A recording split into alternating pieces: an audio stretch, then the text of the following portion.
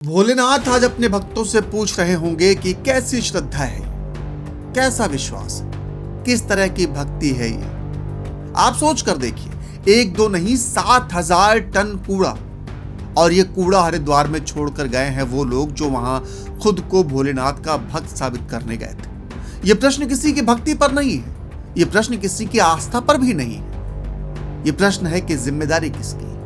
इस बात में कोई संदेह नहीं है कि आप मन में बहुत आस्था लेकर गए होंगे, पर 7,000 टन कूड़ा फैलाने की जिम्मेदारी भी आपकी है। करीब 4.5 करोड़ भक्त हरिद्वार पहुंचे थे गंगा जी से जल भरने। 4.5 करोड़ यानी कि दुनिया के कई देशों की आबादी से भी ज्यादा भक्तों ने गंगा जी से जल लिया और निकल पड़े अपने अपने उन स्थानों की ओर जहां उन्हें शिव जी को जल चढ़ाना था। भक्त तो चले गए, पर अपने पीछे छोड़ गए कूड़े का एक बहुत बड़ा पहाड़। हरिद्वार से आ रही ये तस्वीरें परेशान भी करती हैं, विचलित भी करती हैं और कहीं ना कहीं शर्मिंदा भी। ठीक है, आपकी भक्ति, आपकी आस्था, आपका विश्वास और आपके भोलेनाथ ठीक वैसे ही जैसे हमारे, लेकिन ये देश किसका?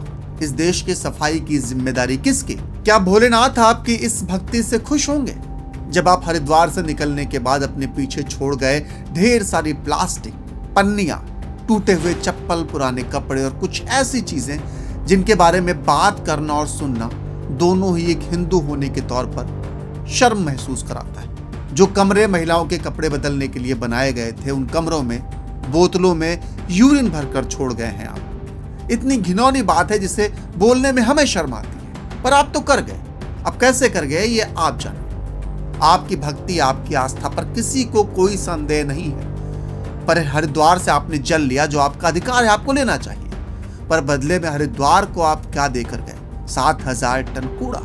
अब आप में से कुछ लोग ये तर्क देने आएंगे कि जहां 4.5 करोड़ जैसी बड़ी संख्या में लोग आएंगे वहां कूड़ा भी होगा, बड़ी संख्या में निकलेगा। जी बिल्कुल निकलेगा, होगा कूड़ा। पर हम हर साल परिक्रमा और दिवाली पर अयोध्या भी देखते हैं, और अभी बीते दिनों हमने महाकुंभ भी देखा जहां लोगों की भीड़ इतनी ज्यादा होती है।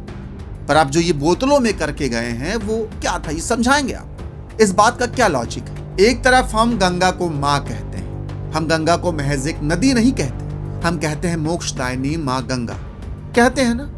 तो उसी माँ गंगा के किनारे ये सब क्या था? और कूड़ा तो फिर भी ठीक था, लेकिन जो बोतलों में भरकर आए हैं आप, उसका हिसाब कौन करेगा? याद रखिएगा, आपको बुरा जरूर लगेगा, पर आप जैसे कुछ लोगों की वजह से हम जैसे करोड़ों लोगों को शर्मिंदा होना पड़ रहा है। इसे आप कुछ भी कहें, पर भक्ति और आस्था तो बिल्कुल नहीं। खैर, भगवान भोलेनाथ आपको सद्बुद्धि दे।